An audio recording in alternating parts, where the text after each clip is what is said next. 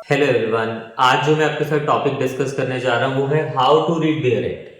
मैंने कई ऐसे लॉ के स्टूडेंट्स देखे हैं जो जब बेयर एक्ट को रीड करना स्टार्ट करते हैं तो उनको बेयर एक्ट रीड करना बहुत डिफिकल्ट लगता है।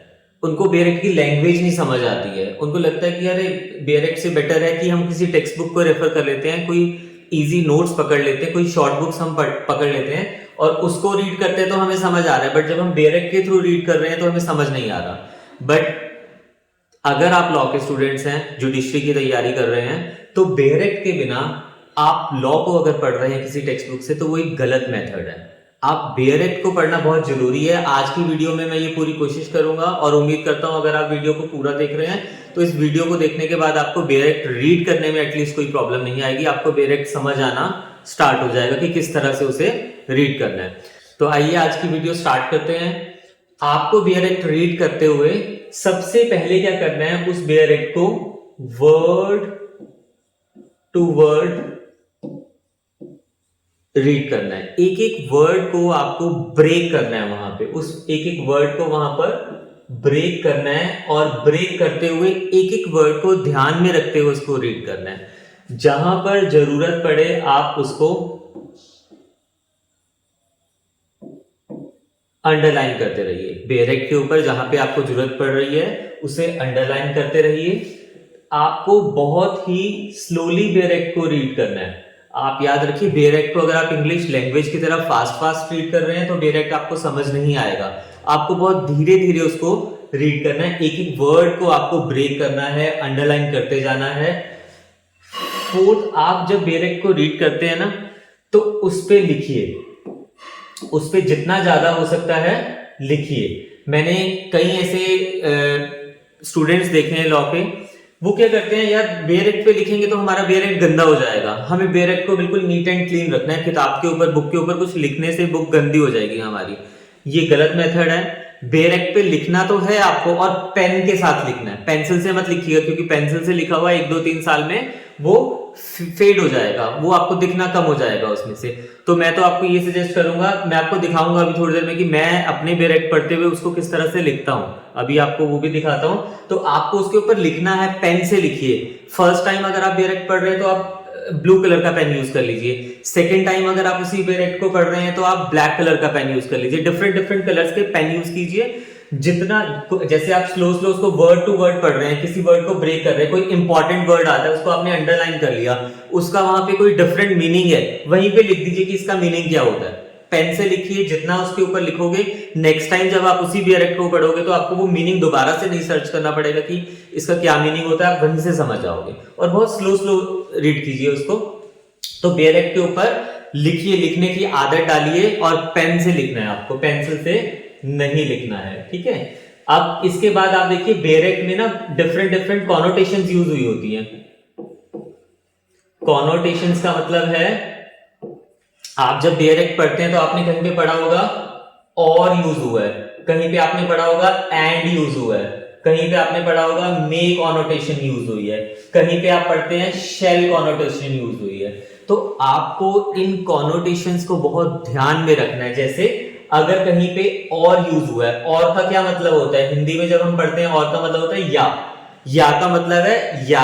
फॉर एग्जाम्पल किसी सेक्शन को हम रीड कर रहे हैं और उसमें हमारे पास 2 इंग्रेडिएंट्स उस सेक्शन के दिए हुए हैं, और बीच में अगर और आ जाता है, और का मतलब या तो फर्स्ट वाला इंग्रेडिएंट हमारा फुलफिल हो जाए या फिर सेकंड वाला इंग्रेडिएंट हमारे पास फुलफिल हो जाए। दोनों में से एक भी इंग्रेडिएंट फुलफिल होता है तो वो उस सेक्शन के एसेंशियल्स को फुलफिल कर रहा है। बट अगर कहीं पे हमारे पास एंड आ जाता है तो एंड कॉनोटेशन जो है इसका मतलब होता है और का मतलब है प्लस, यानी कि पहले वाला भी फुलफिल होनी चाहिए कंडीशन, 2 कंडीशंस हैं, और दूसरे वाली भी फुलफिल होनी चाहिए। इसी तरह से मे कॉनोटेशन होती है, इसी तरह से शेल कॉनोटेशंस होती हैं। हर कॉनोटेशन का अलग अलग मीनिंग होता है। आपको उसको, आप बेयर एक्ट रीड करते हुए, सपोज ये बेयर एक्ट है, आप रीड करते हुए जो इंपॉर्टेंट चीज है, सपोज आपने यहाँ पे देखा ये इंपॉर्टेंट है, इसको आप सर्कल कर लीजिए।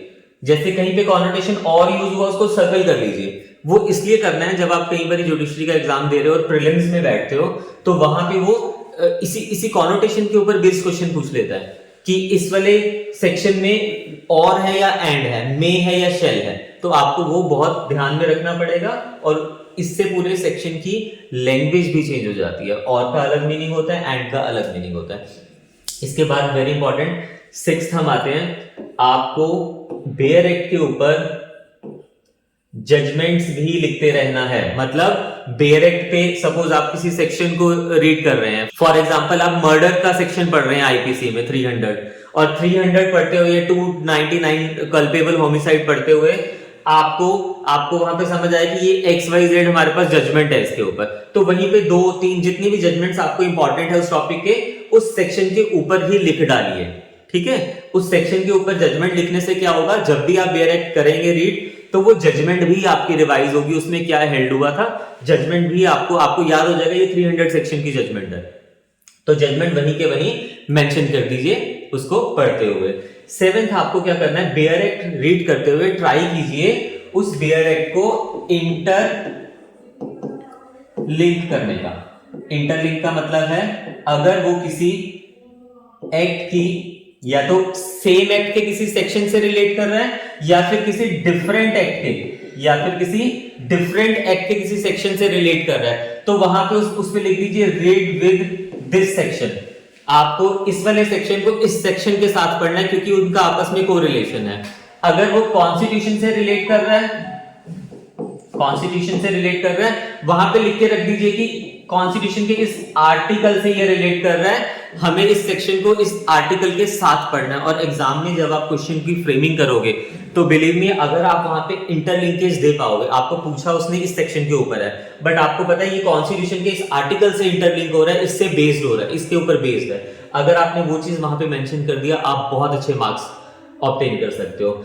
फिर आपको इसके बाद इंटरलिंक कर दिया आपने, इसके बाद आपको क्या करना है, किसी भी सेक्शन का जो ऑब्जेक्ट हमारे पास होगा, उस ऑब्जेक्ट को भी, पर्पस को भी उस बेयर एक्ट के ऊपर लिख लीजिए। जब आप उसको पढ़ रहे हैं, आपको पता है ये जो सेक्शन है इसका ऑब्जेक्ट हमारे पास ये है, उसी सेक्शन के ऊपर लिख दीजिए ये सेक्शन जो है इस ऑब्जेक्टिव के ऊपर बेस्ड है।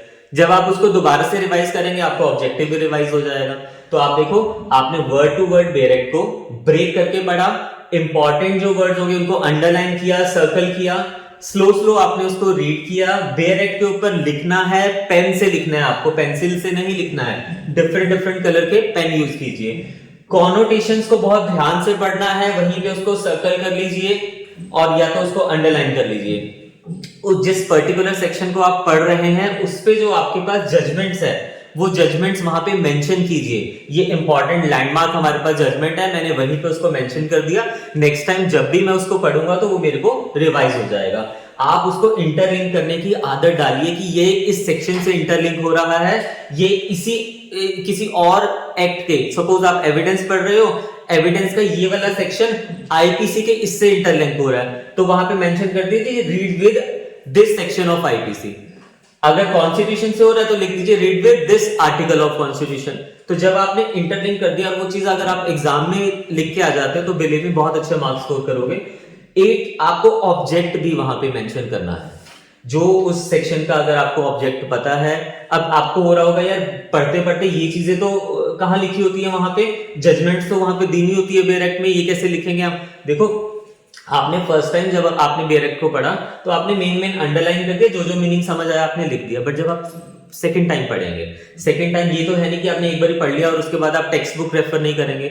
आप किसी भी टेक्स्ट बुक को पढ़ रहे हो, कहीं से भी, मतलब किसी भी सोर्स से आपके पास इंफॉर्मेशन आ रही है और उस इंफॉर्मेशन से आपको पता चलता है, आप लाइव लॉ पढ़ रहे हो, किसी और चीज को पढ़ रहे हो, आपको पता चलता है इस सेक्शन के ऊपर ये जजमेंट है, खोला उस बेयर एक्ट आपने, वहां पे उसी समय लिख दिया कि ये जजमेंट है।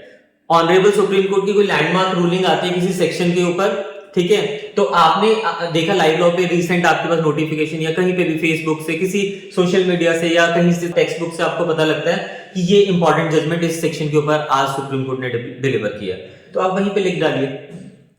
आपने आज किसी सेक्शन को पढ़ा, 2 महीने के बाद आप टेक्स्ट बुक पढ़ रहे थे, रेफर कर रहे थे, तो आपको पता चलता है यार ये वाला सेक्शन तो इससे भी इंटरलिंक होता है, तो उसी समय वो बेयर एक्ट खोलिए और वहां पे उस इंटरलिंक को मेंशन कर दीजिए। तो जब आप उसको बार बार पढ़ते रहेंगे, बार बार उसको कहीं ना कहीं से कोई इंफॉर्मेशन आपके पास मिल रही है, आप उस पर लिखते जाएंगे, तो वो बिलीव मी जब आप उसको आपका वो फुल फ्लेज एक सेक्शन बन जाएगा और उसको आप रीड करेंगे, आपको टेक्स्ट बुक भी नहीं पढ़नी पड़ेगी, आपका वो बेयर एक्ट ही इतना कुछ उसमें मेंशन होगा कि आप उसमें बहुत अच्छे से रीड करोगे, और उससे अच्छा तरीका लॉ को रीड करने का नहीं हो सकता है। मैं आपको कुछ इसके बाद देखो 9th हमें अगर बेयर एक्ट में आपको रीड करना सिखा रहा हूं तो मेरे को एक एग्जाम्पल तो आपको देना पड़ेगा।